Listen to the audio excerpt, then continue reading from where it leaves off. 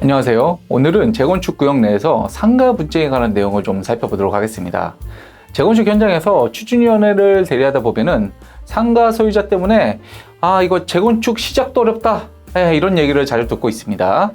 조합 설립 동의서를 진구하는 과정에서 그 상가 소유자들로부터 동의서를 진구하는 것이 만만치 않기 때문인데요. 자, 상가 소유자들은 소위 상가협의회라는 것을 구성해서 조합 설립 이전부터 여러 가지 좀 요구를 합니다. 대표적으로 신축 상가 그 위치와 면적, 그리고 영업보상, 개발이익, 그 다음에 또 최근에는 아파트 입주권 보장 등에 관한 요구사항들을 많이 하고 있는데요. 그런데 상가 동의율을 충족하지 못하면 그 조합 설립 자체를 할 수 없는 경우도 있죠. 그러다 보니까 재건축 조합 설립 추진위원회에서는 울며 겨자 먹기로 상가협의회의 요구사항을 그대로 수용한다는 그런 합의를 하고 동의서를 받는 경우도 있습니다. 최근에 서울 강남의 음마아파트가 20년 만에 조합 설립에 성공을 했는데요.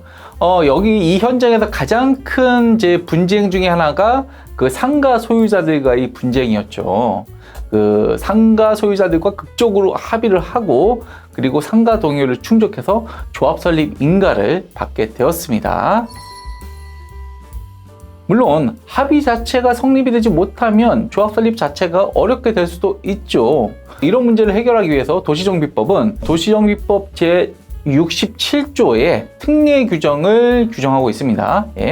동의율을 충족하지 못하는 경우에 대비해서 일정한 법정 요건을 충족할 경우에 상가 등을 제척하는 토지분할 청구 소송을 제기할 수 있도록 하고 있는데요. 현장에서는 제척소송 또는 상가 분할 소송이라고도 부르기도 합니다. 이 소송을 제기해 놓으면 상가 동의율을 충족하지 못하더라도 조합 설립이 가능합니다. 그래서 토지 분할 청구 소송을 제기해서 상가를 제척한 후에 아파트 조합을 설립하고 또 제척된 상가가 독자적으로 재건축 조합을 설립해서 재건축을 진행하기도 하는데, 대표적인 케이스가 과거에 그 개포시형 아파트 재건축 조합, 그리고 개포시형 중심상가 재건축 조합이죠. 현재는 그 개포 레미안 포레스트, 그리고 개포 자이르네로 알려져 있습니다. 예를 들어서 그 고덕에 주공 6단지 상가가 있었죠. 재건축 그 알박기라고 좀 유명했는데, 그 아파트는 재건축해서 완전히 지어졌고요. 상가는 제척이 됐습니다. 제척이 됐는데 아무런 개발이 진행이 되지 못했죠. 그래서 완전 흉물로 남아 있습니다. 완전 다 공실이 됐고요. 그리고 이게 완전 헐값이 되어서 최근에 경매에 나왔는데 경매 감정가가 120억 정도였는데 최종 낙찰가는 70억까지 떨어졌다고 합니다. 이렇게 재건축 구역 내에서 이 추진위원회와 상가 사이에 발생하는 분쟁을 해결하는 게 그렇게 쉽지는 않습니다. 근데 문제는 여기서 협의를 잘 진행해서 합의를 한다 하더라도 또다시 분쟁이 될 수가 있는데요. 이에 대해서 좀 더 우리 법원의 판례 입장을 포함해서 구체적으로 좀 설명을 드리려고 합니다. 재건축 추진위원회와 상가 소유자들 사이에 합의 효력에 관하여 우리 법원이 어떻게 판시하고 있는지를 살펴보려고 하는데요. 이것은 먼저 도시정비법상의 추진위원회가 과연 상가협의회와 분양 관련 내용에 대해서 협의를 할 수 있는 그 권한이 있는지, 이 여부에 대한 근본적인 문제부터 출발을 합니다.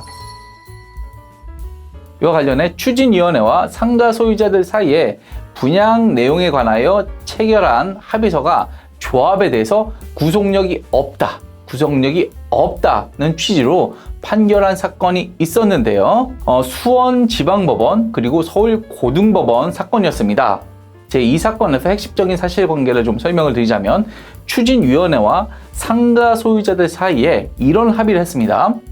상가의 기존 대지 지분 702제곱미터를 신축상가 1층과 2층에 각 694제곱미터로 하여 전용 면적으로 신축 보상한다라는 내용으로 합의를 한 후에 이 합의에 대해서 주민총회 결의까지 거친 사안이었습니다.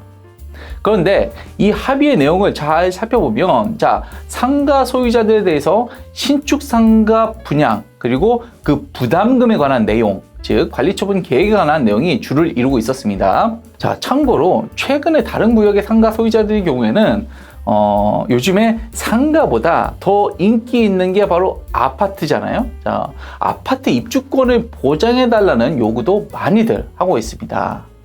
근데 일단 이 사건, 수원지방법원, 서울고등법원 이 사건에서는 이렇게 좀 판시했는데요. 정비사업비의 조합원별 부담 내역이나 관리처분 계획의 수립 및 변경은 도시정비법에서 조합총회의 의결을 거치도록 하고 있을 뿐 추진위원회의 업무로 규정되어 있지 않다라고 딱 지적을 했죠. 그러면서 설령 주민총회에서 추진위원회와 상가 소유자들 사이에 체결한 이와 같은 합의에 대해서 최종 주민총회 의결을 거쳤다고 하더라도 그게 조합에는 구속력이 없다고 판시를 했습니다. 자, 법원이 왜 이와 같이 판시를 했을까요? 예, 그것은 바로 현재 도시정비법에 규정된 추진위원회의 기능 때문인 것으로 해석이 되는데요. 도시정비법에 조합설립 추진위원회의 기능에 대해서 규정을 하고 있습니다. 정비사업 전문관리업자, 그리고 설계자의 선정 및 변경, 그리고 개략적인 사업 시행 계획서의 작성, 그리고 조합 설립 인가를 받기 위한 준비 업무, 이런 것들을 규정해서 사실상 조합 설립에 관한 업무로 한정을 하고 있습니다. 그런데 조합원의 권리 귀속, 그리고 비용 분담, 그리고 분양 내용, 이런 거에 관한 내용은 다시 관리처분 계획에 대한 내용이고요. 그리고 이 내용을 수립하는 것은 도시정비법상 조합의 업무이지 추진위원회의 업무라고 보기는 어렵다는 것입니다. 결국 법원의 입장은 추진위원회의 기능이 조합 설립에 관한 업무로 한정되어 있는데 이 기능을 초과하는 행위는 원칙적으로 조합에 승계되지 않고 구속력이 없다 이렇게 풀이가 됩니다. 그런데 이와 같이 추진위원회와 상가 소유자들 사이에 이런 합의가 조합의 구속력이 없다고 할 경우에 과연 상가 소유자들로부터 동의서를 진구하는 게 쉬울까요? 제가 보기엔 훨씬 더 어려워질 거라고 좀 보이거든요. 더군다나 지금 최근에 발생하고 있는 이 상가 관련된 분쟁 해결에도 크게 도움이 되지 않을 수도 있다고 생각을 합니다. 그러다 보니까 몇 년 전에 주택산업연구원에서 이런 발표를 했습니다. 그때 당시에 재건축 사업 주택 상가 분쟁 해소 방안이라는 세미나가 있었는데요. 상가 소유자들과 추진위원회 사이에 사실상 그 사전 협의 주체인 재건축 조합설립 추진위원회에 대해서 법적인 협의 권한을 부여해야 할 필요가 있다. 법적인 협의 권한. 왜냐하면 지금 현재 도시정비법상 이런 법적인 협의 권한은 사실 규정이 없거든요. 예. 그러다 보니까 사실상 사전 협의 주체인 추진위원회가 그 법적 지위와 권한이 매우 불안정한 상태고요. 그렇기 때문에 사전 협의 주체로서의 권한을 부여할 필요가 좀 높고 이에 대해서 제도적인 요건을 부여해야 한다. 예, 이런 취지로 주택산업연구원에서 제안을 한 바 있습니다. 사실 저도 이 주택산업연구원 의견에 대해서 상당히 좀 공감을 합니다. 예, 대부분의 이 재건축 그 추진위원회 그리고 상가 소유자들과 사실상 굉장히 적극적인 협의를 진행하고 있는 게 현실입니다. 예, 그런데 이 추진위원회에 법적인 권한이 없다 보니까 불안정한 협의를 계속 하고 있고 그게 현실이라는 것이죠. 그게 현실이고 심지어 법원에서는 추진위원회와 상가 소유자들 사이의 합의에 대해서 조합의 구속력이 없다는 취지로 판시를 하고 있으니까 이 협의 자체도 굉장히 불안정한 지위에 있다는 것입니다. 그렇기 때문에 결국 도시정비법의 개정을 통해서 추진위원회 단계부터 상가와 관련된 사전협의체를 구성을 할 수 있도록 하고 그 법적 권한과 효력에 대해서 도시정비법에 명시적으로 규정을 한다면 재건축에서 상가 관련 분쟁을 좀 조금이나마 해소하거나 또는 그 예방하는 데 도움이 될 수 있을 것이라고 생각을 합니다. 예. 그렇기 때문에 우리 지금 국토교통부, 정부 또는 우리 국회에서 이 상가 분쟁 해결과 관련된 입법 그리고 제도에 대해서 좀 더 적극적으로 좀 관심을 가지고 개선 방안을 마련해 주시면 좋겠다는 생각이 듭니다. 예, 지금까지 법무법인 센트로의 김정우 대표 변호사였습니다. 감사합니다.